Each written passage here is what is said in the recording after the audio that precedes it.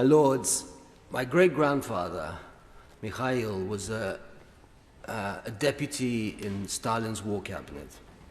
Not a role that naturally encourages a man to speak his mind freely. Or in fact, my family say he never felt able to speak openly about anything out of fear. The downright terror that afflicted the country where I was born of being punished for saying the wrong thing. That is why this country's great tradition of free speech has long aroused such admiration in my heart and around the world. 10 years ago, I told the Levedev inquiry that a free and independent media was essential for Britain today.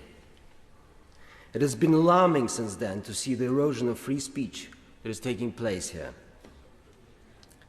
It has been appalling to see an author as distinguished as J.K. Rowling forbidden from speaking at great universities, supposedly bastions of intellectual liberty, because she espouses views about gender that are probably the views of the quiet majority and have been held for centuries.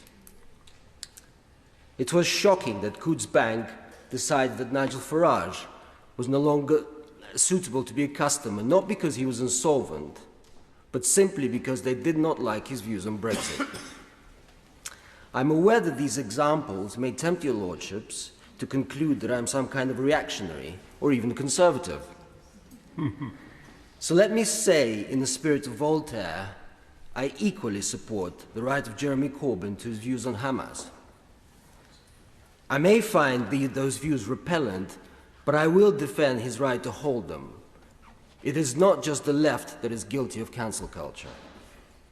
I will even defend the Tory MP, Andrew Bridgen, abruptly sacked from his party for his views on COVID vaccinations. I'm concerned that some of the provisions in the Online Harms Bill would give further legal basis for a process of censorship and self-censorship that is already underway. When you muzzle people, cancel them, sack them, merely because they champion their honestly held opinions, then you're playing with fire. By allowing people to be censored right, left and center, we're making a huge mistake. By suppressing free speech, we're not contradicting the nutters and the conspirators. We're giving credence and foundation to their otherwise bonkers assertions.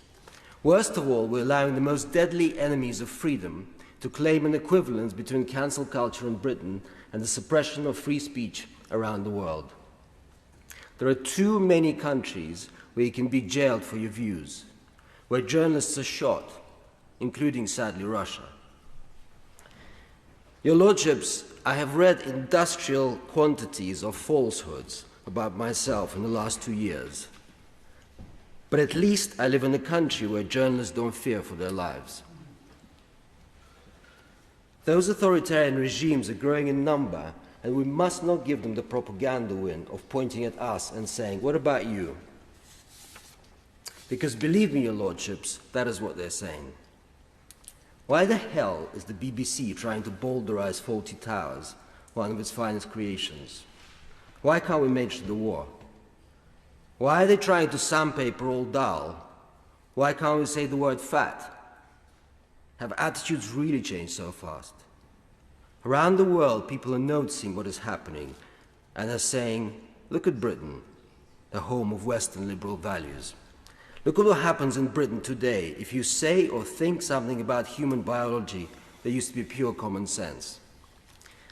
Our positions on gender are so booby-trapped with dynamite and so easy to parody, they are harming the cause of gay rights around the world.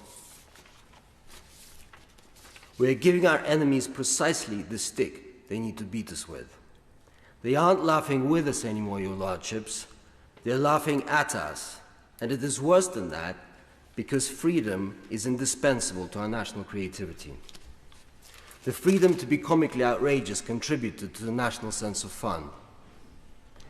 That spiritual and intellectual exuberance, that amazing artistic, cultural, literary, scientific, and journalistic energy has drawn people of talent from around the world to make this a great home of innovation and ideas precisely because they know they will be able to live their lives they choose and speak as they find.